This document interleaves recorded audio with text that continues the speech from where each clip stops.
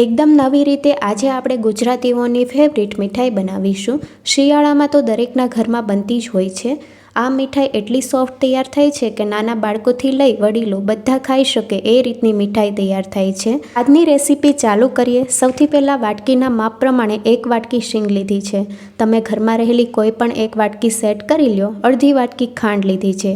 જેટલા પ્રમાણમાં તમે શીંગ લ્યો એનાથી અડધું તમારે ખાંડનું પ્રમાણ રાખવાનું છે। પેનમાં 1 વાટકી શીંગ ઉમેરીએ। શીંગને ત્યાં સુધી શેકવાની છે કે તેમાંથી ફોતરા અલગ થવા લાગે। તો મીડિયમ ગેસની ફ્લેમ ઉપર શીંગને શેકાતા 2 થી 3 મિનિટ જેવો સમય લાગશે। અહીંયા આપણે એક ખાસ ધ્યાન રાખવાનું છે કે શીંગનો કલર વધારે પડતો ચેન્જ નથી કરવાનો, નહીં તો શીંગ પાકમાં તેનો કડવો ટેસ્ટ આવશે।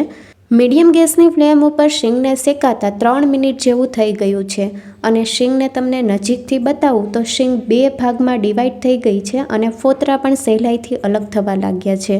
તો હવે આ સમયે ગેસની ફ્લેમ બંધ કરી દઈએ। બધી શીંગમાંથી બરાબર ફોતરા અલગ કરી લીધા છે અને ગરમ હોય ત્યારે કરી લેવાના, જેથી સહેલાઈથી અલગ થઈ જાય। તો હવે શીંગનો પાવડર તૈયાર કરવા માટે મિક્સર જારમાં બધી શીંગ ઉમેરી દઈશું।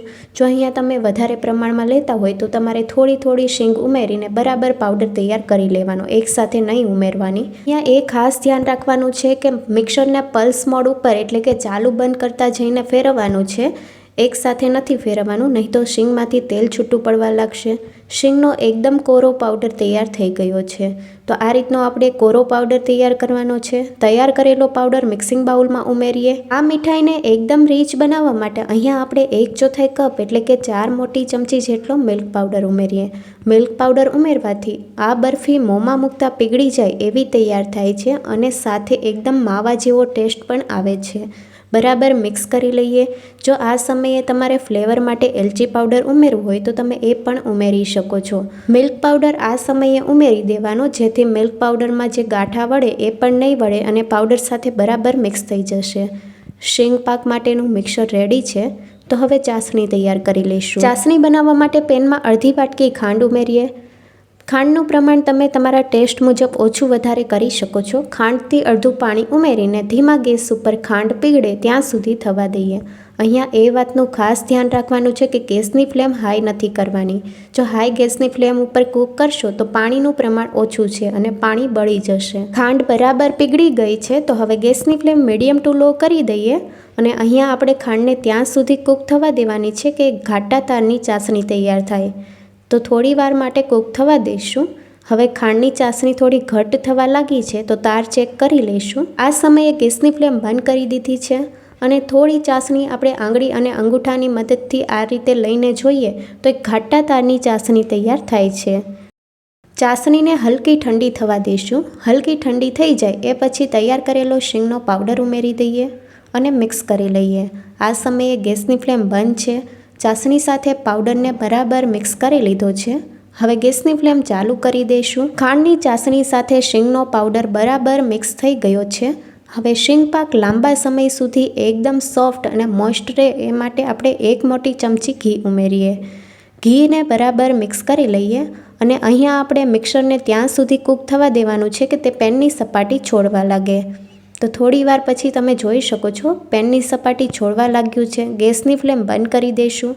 તૈયાર કરેલું મિક્સર બટર પેપર ઉપર ઉમેરીએ। અહીંયા તમે કોઈ પણ પ્લાસ્ટિકની શીટ લઈ શકો છો અથવા તો તમે પ્લેટમાં પણ આ મીઠાઈને ઢાળી શકો છો।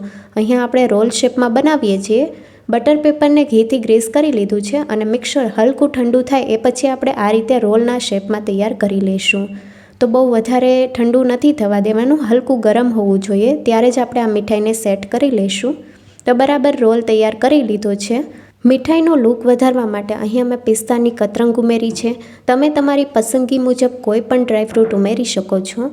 બટર પેપરથી બરાબર કવર કરી લઈશું જેથી પિસ્તા મીઠાઈમાં બરાબર સેટ થઈ જાય અને હવે રોલ તૈયાર કરી લઈશું।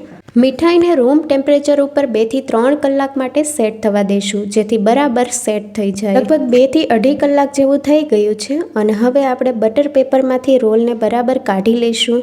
તો એકદમ સરસ રીતે મીઠાઈ સેટ થઈ ગઈ છે અને હવે આપણે પીસ કરી લઈશું। તો અહીંયા તમે જોઈ શકો છો બરાબર પીસ તૈયાર થાય છે। જો તમારે આ સમયે હજી બરાબર સેટ ન થઈ હોય તો તમે થોડી વાર માટે રહેવા દેજો જેથી બરાબર સેટ થઈ જશે। તો એકદમ સોફ્ટ અને મોંમાં મૂકતા પીગળી જાય તેવી મીઠાઈ તૈયાર છે. આ રેસીપી કેવી લાગી કમેન્ટમાં જરૂરથી જણાવજો અને નવી રેસીપી જોવા માટે ચેનલને લાઇક, શેર અને સબસ્ક્રાઈબ કરો. Thank you for watching.